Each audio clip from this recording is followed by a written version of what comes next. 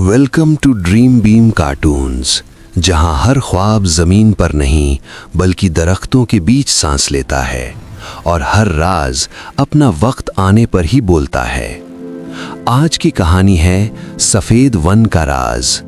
एक ऐसी कहानी जो शुरू होती है खामोशी से लेकिन ख़त्म होती है एक फैसले पर। सफ़ेद वन की सुबह अजीब होती है। यहाँ धूप चमकती नहीं बल्कि फिसलते हुए चलती है। जमीन पर बिखरी हुई नीली पत्तियां जैसे किसी पुरानी कहानी के लफ्ज हों। इसी जंगल में चल रही थी आयरा। जहां आयरा के कदम पड़ते वहां फूल खुद ब खुद खिल जाते।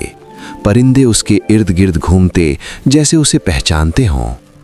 मैं कोई खास नहीं हूं, आयरा अक्सर खुद से कहती। मैं बस जड़ी बूटियां चुनती हूं और जंगल मेरी सुन लेता है। लेकिन रात को उसे ख्वाब आते।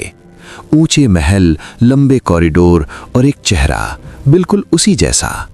उसकी माँ मीरा हमेशा एक ही बात कहती, तुम सफ़ेद वन का तोहफा हो, इस जंगल से बाहर सिर्फ अंधेरा है।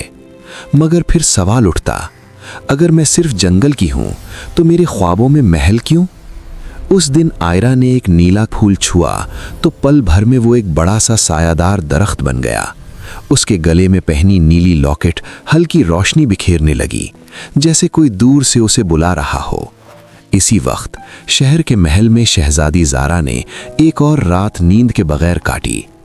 सब कहते हैं मैं खुश नसीब हूँ, ज़ारा ने शीशे में अपनी परछाई से कहा, पर सच ये है मैं कैद हूँ। उसके ख्वाबों में भी वही सफ़ेद दरख्त आते, वही ठंडी खामोशी और एक लड़की जो उसी जैसी दिखती।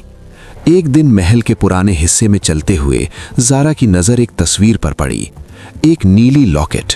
उसका दिल जोर से धड़का। ये सिर्फ इत्तेफाक नहीं हो सकता। उसी रात ज़ारा ने फैसला कर लिया, जो सच छुपाया गया है उसे ढूंढना पड़ेगा। और बिना किसी को बताए वो सफ़ेद वन की तरफ निकल पड़ी। जंगल के बीच झील के किनारे दो लड़कियां आमने सामने खड़ी थीं। हमारा चेहरा एक जैसा क्यों है? ज़ारा ने कांपते हुए पूछा। आयरा की आंखों में आंसू आ गए। शायद क्योंकि हम अधूरे हैं और आज पूरे होने वाले हैं। जैसे ही दोनों ने हाथ पकड़ा, झील चमक उठी। उसी पल मशालों के साथ राजा वीराज आ पहुंचा। उसकी आवाज में डर छुपा गुस्सा था। इन दोनों को अलग करो, ये सच सल्तनत तोड़ देगा। तलवार उठी और तब नीली लॉकेट चमक उठी। रोशनी इतनी तेज थी कि तलवार हवा में पिघलकर फूल बन गई। राजा घुटनों के बल गिर पड़ा। उसका घमंड नहीं, उसका डर टूट गया था। इसी बीच रानी नैरा आगे बढ़ी, आंखों से आंसू बह रहे थे। मेरी बेटी, उसने आयरा को गले लगा लिया। मैं तुम्हें बचाने के लिए तुमसे दूर चली गई थी। मीरा भी भागते हुए आई और आयरा ने दोनों माँओं का हाथ थाम लिया।